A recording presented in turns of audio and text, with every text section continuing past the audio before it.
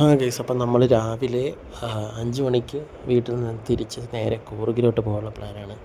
അപ്പോൾ രാവിലെ ഞങ്ങൾ തിരിച്ചിട്ടത് ഹൈവേയിലോട്ട് കയറി നൈസ് റോഡിലോട്ട് കയറിയപ്പോൾ അടിപൊളി നൈസ് ആംബിയൻസ് ആയിരുന്നു. അപ്പോൾ ഞാനും വൈഫും മോനും ഉണ്ട്.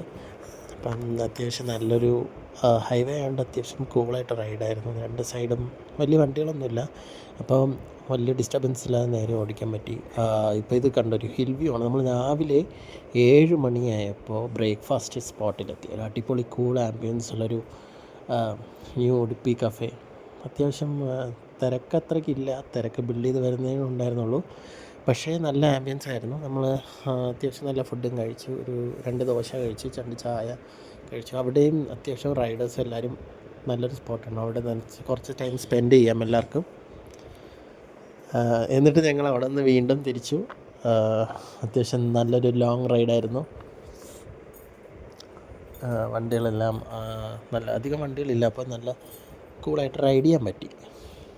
ഇത് കൂർഗിൻ്റെ സ്പെഷ്യാലിറ്റി എന്ന് പറഞ്ഞാൽ ഒരുപാട് ലഷ് ഗ്രീനറി സ്പോട്ട്സ് ഉണ്ട്.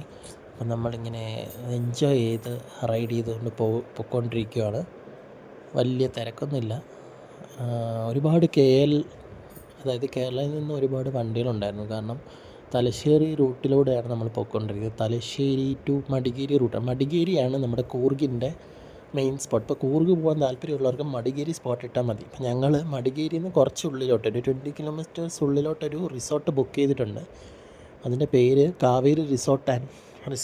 അപ്പോൾ അവിടെ ഒരു എസ്റ്റേറ്റ് ഉണ്ട്. എസ്റ്റേറ്റിൻ്റെ മിഡിലാണ് ഇവരുടെ റിസോർട്ട് സ്ഥിതി ചെയ്യുന്നത്. അപ്പോൾ അത്യാവശ്യം നൈസ് കൂൾ ആംബിയൻസ്. ഇത് കണ്ടോ, കൂർഗിലോട്ട് പോകുന്ന റോഡാണ്. ഈ 2 സൈഡും മരങ്ങളും, എന്തൊരു നല്ല തണുത്തൊരു കൂൾ കാലാവസ്ഥയാണ്. അപ്പം നമ്മൾ അടിപൊളിയായിട്ട് എൻജോയ് ചെയ്ത് റൈഡ് എന്ന് പറഞ്ഞാൽ ഇതൊരു വമ്പൻ റൈഡ് തന്നെയായിരുന്നു. നമ്മൾ കഴിഞ്ഞ പ്രാവശ്യം ഗോകർണവും കൊടൈക്കനാലും പോയപ്പോഴും കുറച്ച് തിരക്കുള്ള റോഡ്സ് അത്ര പ്രോപ്പർലി, ഇത് നല്ല റോഡായിരുന്നു. അങ്ങനെ നമ്മൾ നാഗർഹോലെ ടൈഗർ റിസർവിലോട്ട് കയറി. ഇവിടെ ഒരു ടൈഗർ റിസർവാണ്. ഇവിടെ വളരെ സ്ലോയിലേ ട്രാവൽ ചെയ്യാൻ പാടുള്ളൂ. അധികം സൗണ്ട് ഉണ്ടാക്കാനും ഹോൺ അടിക്കാനൊന്നും പാടില്ല. അപ്പോൾ കയറിയപ്പോൾ ഞങ്ങൾ 20 റുപ്പീസ് പാസ് എടുത്തായിരുന്നു. ഇത് അത്യാവശ്യം ഫേമസ് ആയിട്ടുള്ളൊരു ടൈഗർ റിസർവാണ്. ഒരു ആനിമൽസിനെ കണ്ടില്ല, വെറുതെ ഇതുവഴി പോയെന്നേ ഉള്ളൂ. പിന്നെ അവിടെ നിന്ന് ഇറങ്ങിയിട്ട് കുറച്ച് സ്ലോ മോഡിൽ ട്രാവൽ ചെയ്ത് 2 സൈഡും പാടം അങ്ങനത്തെ. ഇവിടെ കുറച്ച് കുരങ്ങന്മാരും അങ്ങനെ ആനിമൽസൊന്നുമില്ല. ജസ്റ്റ് നമ്മൾ നോർമലി ഫോറസ്റ്റ് ഏരിയയിൽ കൂടെ പോയി കാണുന്ന കുറച്ച് ആനിമൽസിനെ മാത്രമേ നമ്മൾ കണ്ടുള്ളൂ. ഇപ്പോൾ കൂർഗിൽ പോകുമ്പോൾ നോർമലി നമ്മൾ ഈ നാഗർഹോലയുടെ കയറുമ്പോൾ ഒരു മാനെങ്കിലും കാണേണ്ടതാണ്. പക്ഷേ ഇപ്രാവശ്യം പോയപ്പോഴത്തേനും അങ്ങനെയൊന്നും കാണാൻ പറ്റിയില്ല. ഓക്കെ, അപ്പം നമ്മൾ എത്തിയിട്ട് കുറച്ച് നേരം റെസ്റ്റ് എടുത്തിട്ട് വൈകുന്നേരം ഒന്ന് ജസ്റ്റ് ഒന്ന് ചായ കുടിക്കാൻ വേണ്ടി ആ റിസോർട്ടിലെത്തുന്നു. ഇതാണ് നമ്മുടെ കാവേരി റിസോർട്ട് കൂർഗിലുള്ള. നമ്മൾ ബുക്ക് ചെയ്തത്. വൈകിട്ടൊരു ചായ കുടിക്കാൻ വന്നതാണ്. അത്യാവശ്യം നല്ലൊരു ആംബിയൻസാണ്. ആംബിയൻസ് ഇഷ്ടപ്പെട്ടു.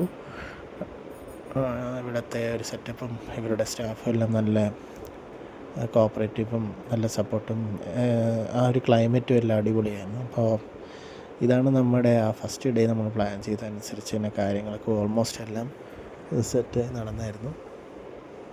പിന്നെ അവിടുന്ന് അത്യാവശ്യം സ്പേസ് ഉള്ളതുകൊണ്ട് പിള്ളേർക്ക് കളിക്കാനുള്ള സ്പോട്ടും ഉണ്ട്. അത്യാവശ്യം നല്ല ലൈറ്റിങ് കണ്ടിട്ടപ്പോൾ വൈകുന്നേരം ആയപ്പോൾ കിഡിലെ ആംബിയൻസ് ആയിരുന്നു. നല്ല രസമായിരുന്നു. ആ ഒരു ഫസ്റ്റ് ഡേ നമ്മളൊരു നൈസ് വൈബിൽ തന്നെയാണ് സ്പെൻഡ് ചെയ്തത്.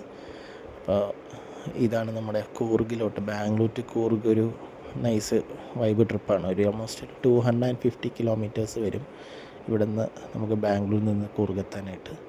അത്യാവശ്യം ആൾക്കാരും വന്നിട്ടുണ്ടായിരുന്നു, 1-2 ഗസ്റ്റ് ഉണ്ടായിരുന്നു.